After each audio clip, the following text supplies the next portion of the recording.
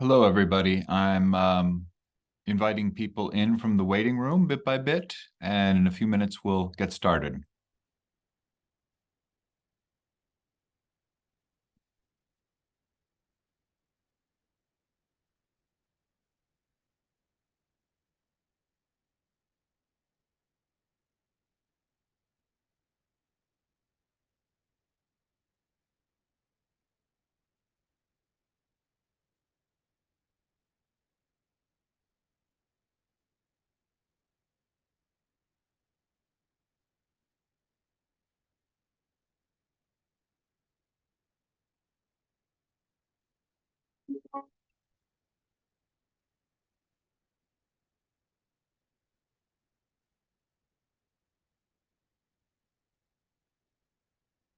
Hi, Raja. Hi, Bill. Thanks for coming. Good to see you. Thanks. Good to see you. Sorry, I haven't been able to make it to the fellowship meetings. It clashes with one of my classes. Oh, that's too bad. That's bad luck. You're Yeah, missed, but totally understand. yeah. They all look so interesting. They've been really good. They've been really good. Yeah, that's great. But, yeah. Uh, all right, everybody. We can slowly get into this. This is pretty much an informal Q&A kind of discussion. Um, So as you know, you're here because you're interested in the Interdisciplinary Humanistic Studies a PhD program. The PhD program was created about 4 years ago, maybe 5 now. It was originally created with a grant from the Mellon Foundation. And I have one of our IHS students, Reja, here, who's doing fantastic work between psychological and brain sciences and philosophy. And that's just one of the many combinations that are possible. This is an experimental year in the program because we're moving out of the strictures that were set by the Mellon grant and going into a kind of permanent status. And the permanent status means several things. For one thing, not having the strictures of the Mellon grant allows us to be a little bit more flexible, which is great. We're allowed to start talking to people about entering the program, even potentially from outside of Hopkins, as well as what we've traditionally done until now, which is admit students either in their first or second year who are already in Hopkins and enrolled in at least one of the two PhD programs that they would eventually be combining to create the IHS. Going forward, we're going to have the flexibility to do more than that, to, as I said, have students apply directly from the outside, but it also creates certain complications that we need to resolve in advance. For one thing, if you're already at Hopkins, you already have a relationship with faculty in one department, and you're really just spending that first year or second, as the case may be, building up a relationship with a second department and putting together the kind of program that's going to be specific. You know, one of the challenges will be, how do you do that coming from the outside in a short amount of time? And I'll, spend a little time talking about that.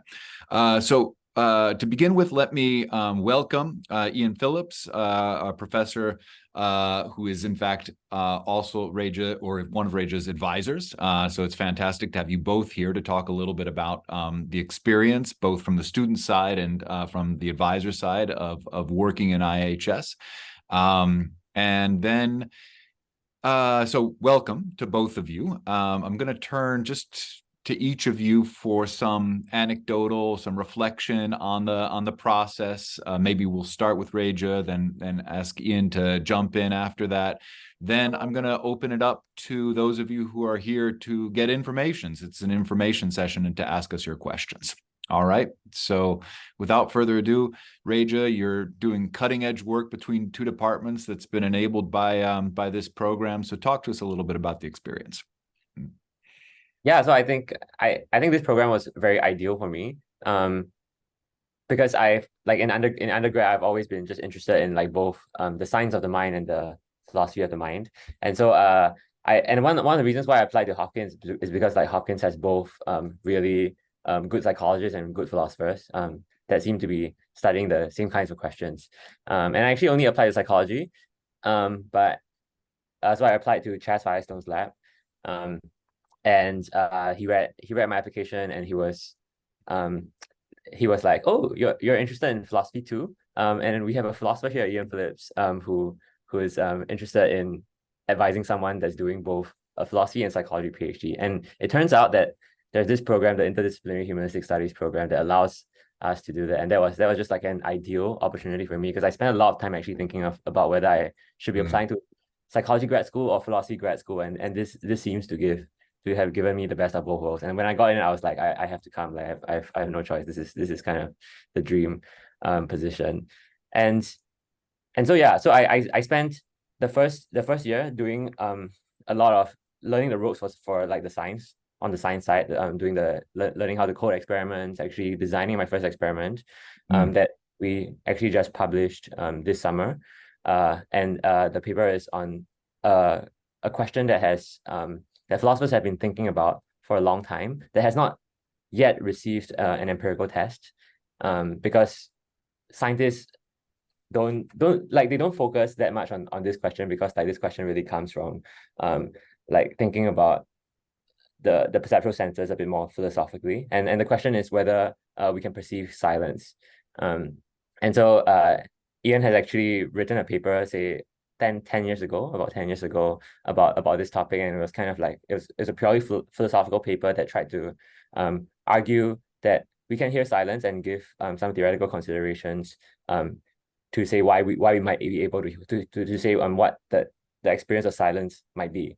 And so like encouraged by that, the three of us got together and started brainstorming how we might test this question empirically. Given that like there has been no empirical work done, and the group of the three of us seems like a really ideal group to be testing this question, given that there's one psychologist, one philosopher, and me, like learning how to do psychology and philosophy together. So that was like really a great project to be tackling in my first year. And we came out with an experiment, and then two more experiments. An experiment, and then like actually 6 more experiments that all targeted this question, and it actually turned out to be a really beautiful project that answered The New question. York Times wrote an article about your work already, and it's getting out there. People are hearing about it. I know, it's exciting. That was a fun experience talking about our work to like the mainstream audience. Yeah, and I think one of the attractions of this work is that like it combines two fields in I think a pretty novel and creative manner. I do too. I do Yeah. too. Yeah, That's great. and just for the record, we answered the question in the affirmative, so we can silence and read our paper if you're curious to find out why. Read our paper or the New York Times article. That's great.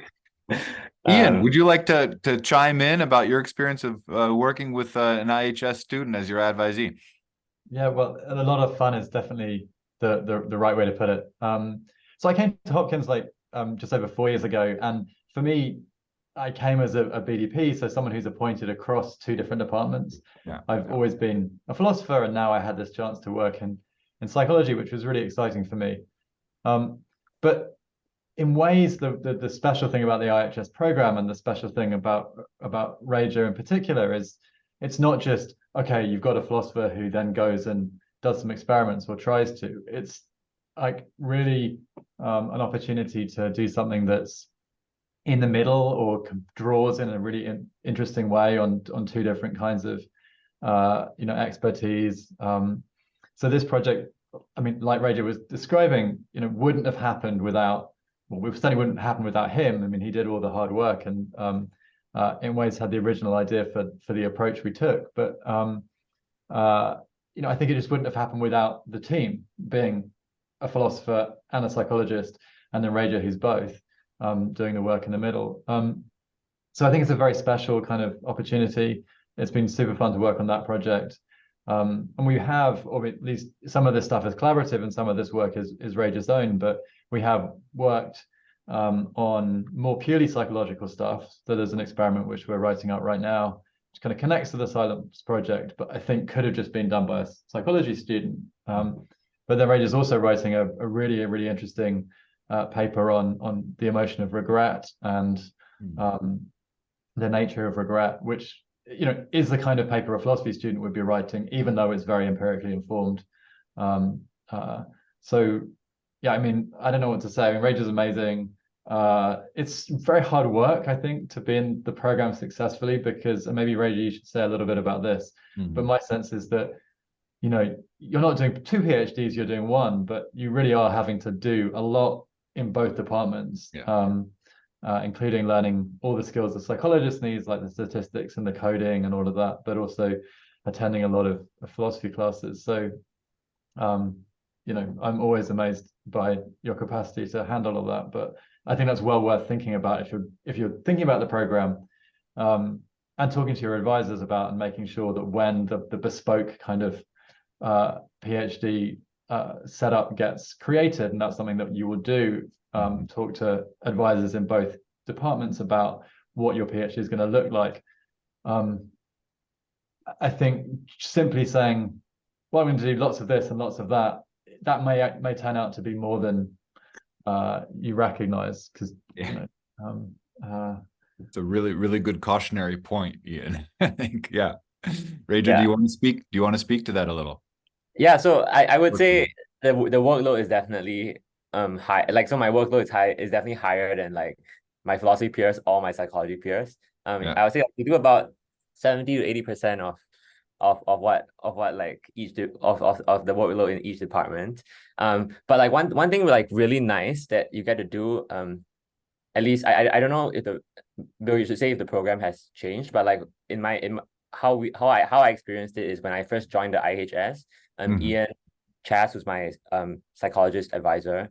The three of us came together and crafted a program. No, you have to do that. Right, for ourselves. And I thought that was like that was really a very freeing experience, like an experience that where you can really kind of like choose a pathway that you think would suit will exactly like suit your interest, rather than like just going into a program and like taking whatever is being offered. And like I thought that really, that flexibility to choose the classes, of course, like I can't choose everything that I want to take, but the flexibility to choose which parts of psychology and which parts of philosophy I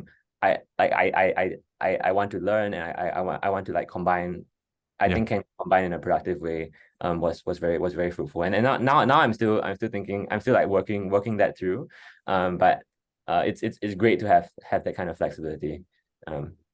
This is an extremely important aspect, and I think the way that you all did it is really it's ideal on the one hand, but it really also needs to be thought of as kind of necessary, right? Which is that it's a 3-way conversation between the candidate and 2 faculty members, and they design together on the basis of what's possible this bespoke, I think was the word that Ian just used, and I think that's very accurate, program of study.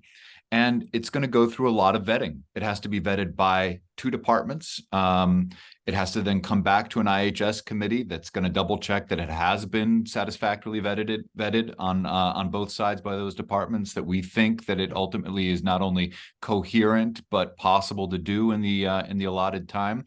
And nowadays, in some sense, the bar is even a little bit higher, because in the past, IHS has been independently funded by the Mellon program. Now it's really funded, it's got total buy-in. So when a department says, yeah, we're behind this student, it's not just in theory that they're behind the student, they're behind 50% of that student's cost to the university, which means cost to the department over the next 5 years. So this means it's really a big burden of responsibility on the students to go and have these conversations, to make sure that the advisors, the potential advisors that they're talking with, are well plugged into their own departments, are able to go and talk to the DGSs in those departments, that the DGSs are able to get okays from the chairs, because the IHS committee that's ultimately going to be looking at your application in late January and into February isn't going to issue an acceptance without ironclad commitments from the departments on both sides that, yep, this is what we want. We are going to essentially dedicate half of a line for the next 5 years to support the student being in our program, but also in one of our fellow programs. So that's really what this new phase of the IHS program is all about. So let me ask now those of you who are here to tell me if you have any questions.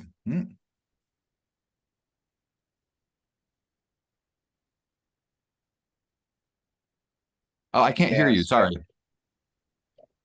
Hi, Hi. sorry, I couldn't find the raise hand button. Hi, my name is Barbara. Thank you so much for hosting this info session. I am a writer. I'm a novelist, actually, and I'm working on my fourth book, well, fiction book. I ghosted a nonfiction book years ago, and I have had two nonfiction projects that I have really been thinking about very deeply, and I have been wondering if they might be a good fit for an academic program, for a PhD program. I don't have a PhD, and so I'm coming outside from Hopkins. Sorry, I should have established that I'm not a student at Hopkins, so I would be completely exterior. And how, like, I have two topics that I'm thinking of. I would generally write them up like a nonfiction book proposal, but with the understanding that, like, there's huge holes in the things that I want to study, obviously, because I don't know what they are. What kind of, what are you looking for from exterior applicants? Does that sound appropriate or inappropriate? So it really depends on what the combined fields are that you're trying to bring together, because what the constraints of this program are, as Rachel was saying, it's not, or Ian was, it's not two PhDs, it's one PhD, right? But it really is kind of more than the sum of its parts, right? So in Rachel's case, he mentioned he's doing, he feels like close to 70 or 80%. So what does that add up to? Like 115%? Yeah, yeah, it's a little lot bit more than that, right? Sure. Of a PhD program. And, at the very least, you need to consider yourself that I'm someone who could apply to and be accepted in at least one humanities PhD program at Hopkins. And then I've got this whole other set of interests, and I need to find a faculty member who would also say, hey, yeah, that would be really interesting for us in history to work with someone like this and to have them do their graduate studies at least 50% in our department. So that's kind of, where you need to enter into the program and into the possibility of applying, thinking, how am I going to appeal not just to one, but to two different departments as a potential PhD candidate? Yeah. And so is it your recommendation that initially focus on one department to try to kind of find a base in, and then and actually apply to that program, or apply to this program? So right now we are setting up a portal, which would be an application process that you would apply to just the IHS program. However, different from other programs, part of that application is going to be showing not only your interest, but your ongoing conversations and kind of proof of concept as developed in two other departments, right? So your application is really about establishing that you have set yourself up as this student who is desired by at least two different advisors in two different departments. So it is a one application process, but it's a more complex application process normally be the case. And whether to start with one, well, you almost always start with one in the sense that there's going to be a faculty member that you'll originally reach out to and have this conversation with. So to give an example, one of my colleagues in modern languages and literatures had a student from a previous university who was an undergraduate, who's ready to graduate work here, who is extremely interested both in the field of Italian literature and doing work in anthropology, and has good undergraduate experience in both areas, has the language skills, but also the theoretical skills in anthropology. And my colleague then said, oh, well, this is really interesting, and sent that information, right? The idea, the draft of a proposal for potentially working with her to another colleague in anthropology, and started the conversation that way. And then that professor in anthropology had a chance to meet with the student. It could be on Zoom. In this particular case, it was actually in person, because that person was at an anthropology conference. They got together and talked about what that work would potentially look like. And then that colleague in anthropology signaled to me his, enthusiasm for, at least being open to considering this. And so now that three-way conversation that we were just talking about in the case that happened between Chaz and Ian and Reja is able to take place. And that's a really essential conversation to take place before you even make the final decision to apply to the program. Of course, thank you. That's very helpful. And so in terms of the time of your colleagues, between now and the end of the semester, is that an appropriate time to be checking in with potential faculty members, kind of finding out if they're interested in a project and seeing where it goes? At this point, as soon as possible, because it's going to be, there's work on your end to kind of get things, have those conversations, turn those conversations into eventually an application. Yeah. Okay, thank you. Of course. And let's see, it's Yamok. Hi, can you hear me? I can hear you. Yes. Thank you. I'm wondering about eligibility. I'm a first year PhD student in history of medicine. I'm in School of Medicine, so I'm wondering about I can apply for IHS program. Yes, you can. That is one of the programs because it offers a PhD. You can work as long as the other program that you're interested in working with is in KSAS, so School of Arts and Sciences at Hopkins, in a humanistic discipline. That is an application that we would consider. It has to be 2 PhD granting institutions. So you are in a PhD program in history of medicine in the School of Medicine, then you would be eligible to find another advisor in a School of Arts and Sciences program, and we would then endeavor as a team to work this together and create a program for you. Oh, I see. Oh, that means I can choose only advisor among like School of Arts and Humanities. Arts and Sciences at in a humanistic discipline, exactly, at the School of Arts and Sciences. That's right. Yeah. And your other advisor would be in the history of medicine. So like, for example, if you were working with Dr. Jeremy Green, that could be one advisor, and then you might have another advisor in the history department or in the philosophy department, something like that, depending on the specifics of the program of study. I see. Thank you so much. You're very welcome. Who else has any questions for us? I think there's one in the chat from Yash. I'm looking to see if I can. Why can't I find the chat now? I see share screen. I see more. I see chat. There it is. Got it. No meeting chat. Okay. Oh, here we go. Yes, Yash Gupta, thank you. Thank you for organizing the session. Just jumping off from Barbara's question, since in concept we need to apply to 2 different faculties, how do we navigate expertise in both the fields? In other words, I intend to work with supervisors from medical faculties and overlap them with faculty expertise from literary cultural studies. However, I possess no background in medical studies. Given the nature of IHS, how do we navigate this? Secondly, just to clarify, do we need to fulfill the requirements of the 2 base faculties to gain their supervision, or does IHS list separate requirements that override the requirements of the 2 base faculties? No, we do not have separate requirements. This is to go back to that term that Ian used, it's bespoke. So this is something that is negotiated between 3 people at first, but then vetted by DGSs in 2 different departments. And what the departments essentially are saying is not, you're fulfilling all of the requirements for the PhD in our department. That would basically be impossible, because you'd really be doing 2, well, not impossible, it would be 2 PhDs. Now, we're not asking for 2 PhDs.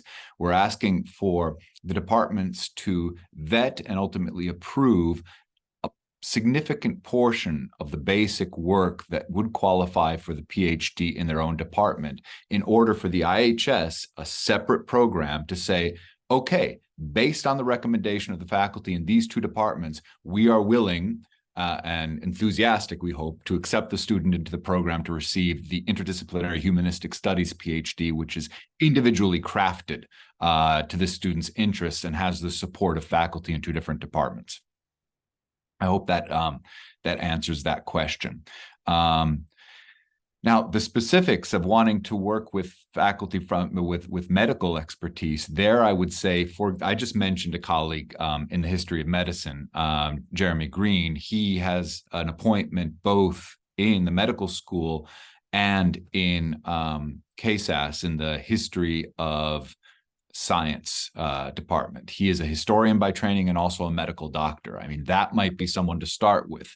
But both disciplines, and this is key, have to be departments. Both departments have to be departments that have the PhD. So the department that you would go to in the medical school would need to be a PhD granting department, and it would have to be really something that's going to allow you to produce a PhD that's going to be humanistic in nature. So history of medicine, of course, works. Doing medical research, perhaps, I mean, it would be a little bit more of a stretch to see how that would work.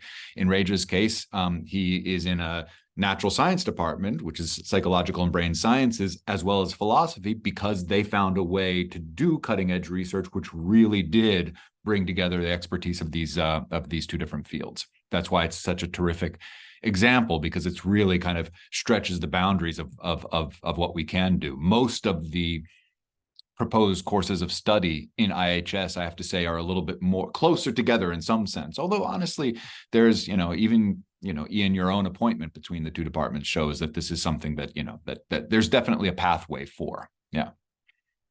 Let's see. New message here. Okay, good. So Yash liked that answer. Yimak had to leave, and Holden. Hi, good evening, and thanks everyone for organizing this and for the questions so far. It's been all of my questions about the application process have actually been answered. So thank you. Terrific. That's great to hear. People asking before me. I'm calling from Venice, Italy right now, so it's evening for me. And I'm applying from outside Johns Hopkins. Well, Holden, by the way, you were implicitly the example without mentioning your name that I was just talking about. So yes, got it. Thank you so much for connecting us, by the way. Yeah. I wanted to just ask the panelists about what's going on within the Institute right now, especially as it's a youngish program. Students are starting to enter and make their own connections, their own initiatives, and what are some examples of what's going on right now? Sure. I mean, I can speak to that as the director of the Institute, but Reja can also, talk a little bit from the perspective of being a student in the IHS program. Yeah, I can. Maybe I can say some things. So it's kind of a special thing being in the IHS program in that you're part of actually not one, not two, but three communities. So you're kind of part of the graduate community. I'm part of the graduate community in psychology, in philosophy, and also in IHS. And so maybe I'll start with like the IHS community, and so that was definitely not a community like I started off like thinking like I would be part of. So I got to know not super well, but like some of the other IHS students, and a lot of them are doing I think none of them are doing philosophy, and like they're doing literary studies, history, and other things. And so there are so among students, there are just like informal gatherings. But there are also more formal like seminar style sessions, and Bill can say more about this. But I think every Friday there are these talks given by fellows of the institute. So these are lunch talks where you can go and you can listen, and every 2 weeks I think it's kind of like a different interdisciplinary topic. And so like it's definitely like I'm doing a PhD in psychology and philosophy, but the IHS community allows like in the form of this seminar allows for like really the exposure to the humanities more broadly, and that's one thing I appreciate. And as for being part of both the psychology and philosophy communities, I think that it just gives like you like a lot of freedom to choose which communities you want to be part of, and also like freedom to try to form bridges between the two communities. So one thing that I've tried to do is to organize a reading group that tries to read books that are like empirically oriented philosophy of mind. So me and some of my philosophy friends like have been just really interested in like philosophy of mind that takes psychology into account. And given that I also have like friends in the psychology department that are interested in like the same books, we've tried to create a reading group that recruits students from each department and start like getting them talking to each other and stuff like that. So that has also been a very fulfilling experience.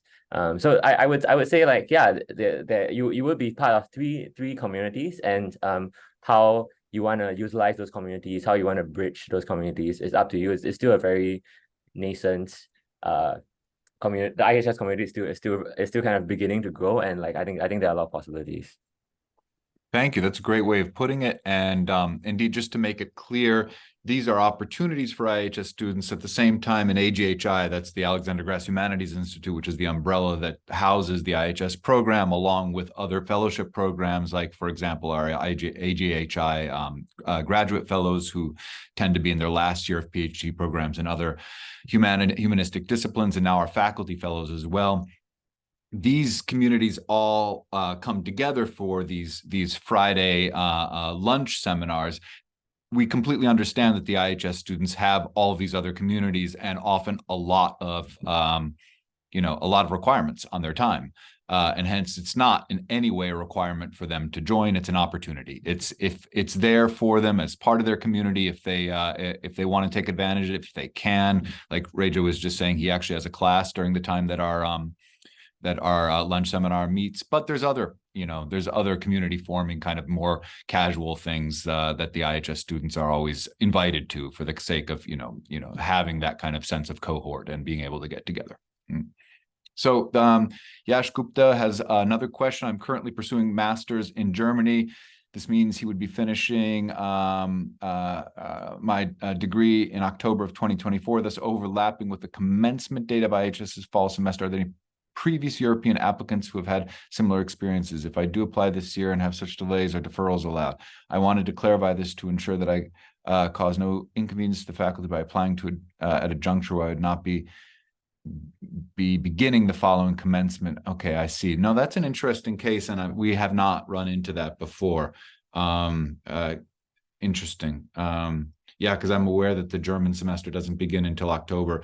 It's just usually when students apply from, even to our other programs from Germany, they would have maybe finished their studies at the end of the summer, of the previous summer semester. So in any event, applying to any program in the United States from Europe requires a certain amount of planning in advance because of the visa requirements. Getting the visa in order to study often is a big run up. So I would say that's something that we can talk about if you decide this is something you're interested in offline or separately, so that I can look into the details of your specific case and timing and the like. Yeah.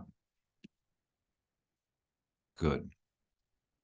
Wanted to clarify the deadline. While the landing page for IHS suggests a January deadline, the event page for this session suggests February. I'm sorry, I apologize for that. We're just getting things up and running.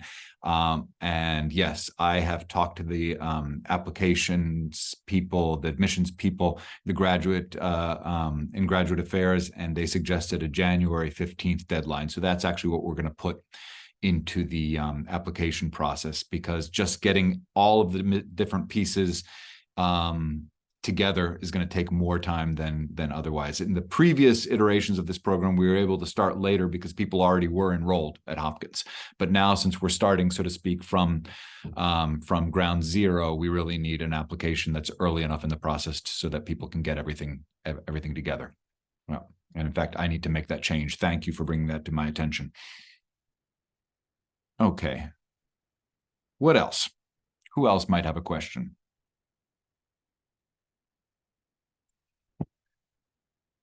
Good. Well, I hope that's handled everyone's potential queries, potential and actual queries. It's really nice to have met you all, at least virtually, and feel free to reach out at any point in the process should you decide to go forward with this, and I'll see what I can do to help. All right. All right, everyone. Take care. Ian, Reja, thanks for coming. I appreciate it as always. Thanks, Nicole. Thanks, everybody. And Holden, I guess I'll hear more from you soon, right? All right, take care. Bye now.